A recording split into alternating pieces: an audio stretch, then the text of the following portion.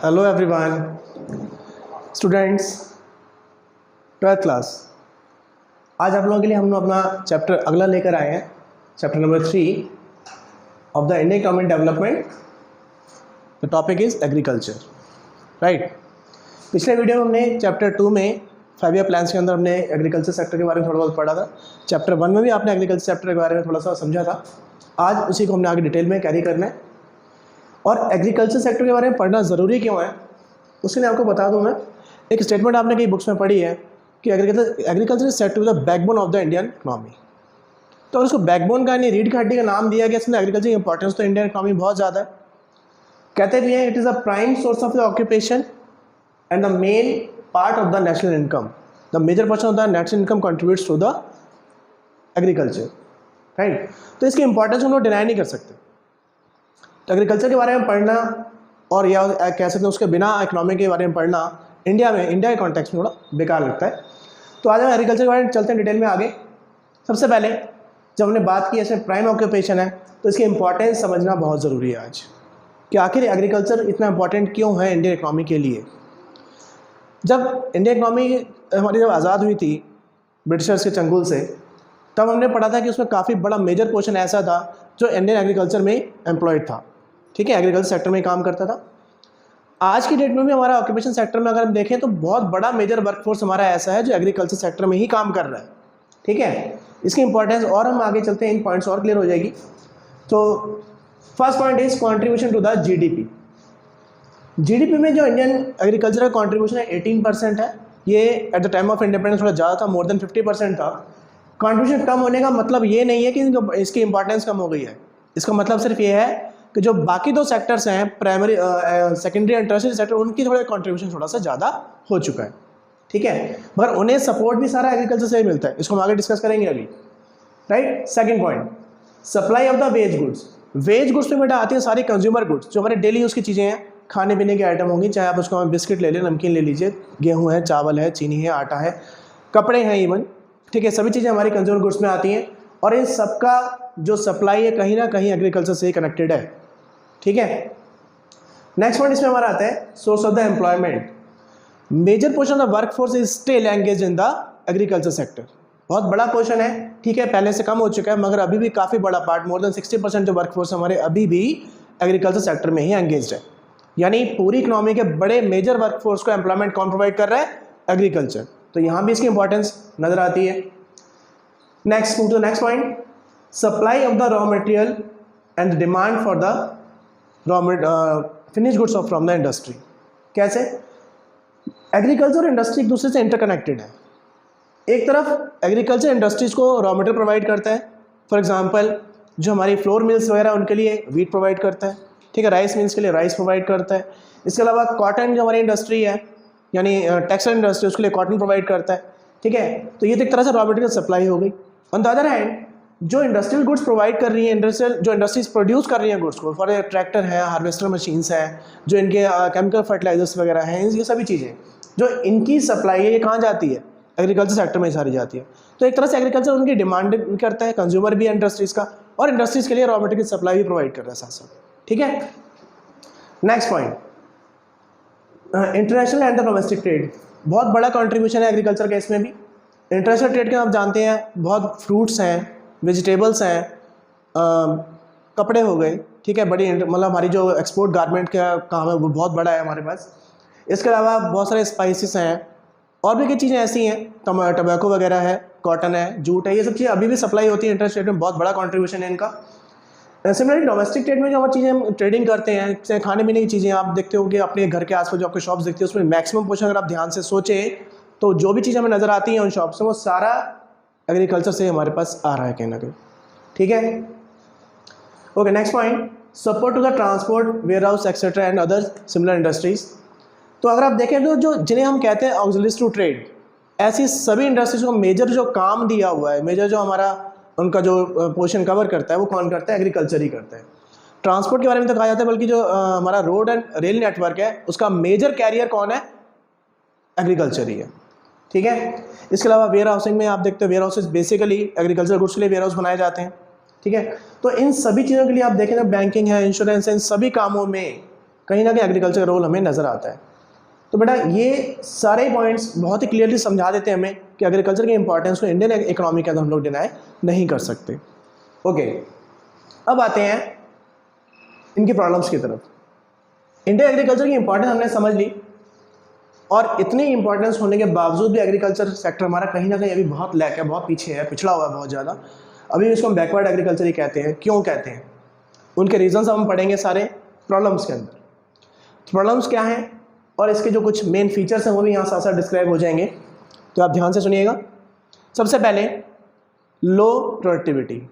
Productivity word का मतलब होता है बेसिकली कि आपका पर हेक्टेयर प्रोडक्शन कितना है, काफ़ी कम है। ठीक है, अगर हम अदर कंट्रीज, डेवलप्ड कंट्रीज से कंपेयर करें तो इसका प्रोडक्शन लेवल काफ़ी कम आता है। क्यों आता है, ये कुछ रीज़न हमारे पास फर्स्ट चैप्टर में भी आए थे, जो अब तक हमारे पास कह सकते हैं कि जब से हमारा इंडिया आज़ाद हुआ है, फ्रीडम मिली है, तब से लेकर अब तक वो पॉइंट हमारे चलते ही चले आ रहे हैं, ये प्रॉब्लम्स हमारी चलती चली आ रही हैं।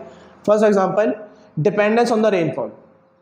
आज भी हमारा किसान इरिगेशन के लिए बेसिकली रेनफॉल पे ही डिपेंड है, क्योंकि ऑलमोस्ट कल्टिवेबल लैंड का 45% एरिया अभी तक ऐसा है जो आता है इरिगेशन फैसिलिटी के अंडर, यानी only 45% of the cultivable land falls under the permanent irrigation system. तो किसानों को डिपेंड किस पर रहना पड़ता है, रेनफॉल पर। अगर वो बढ़िया होगा तो ठीक है, टाइम भी होगी ठीक है, बहुत ज़्यादा हो जाए तो भी प्रॉब्लम हो जाती है, फसल खराब हो जाती है।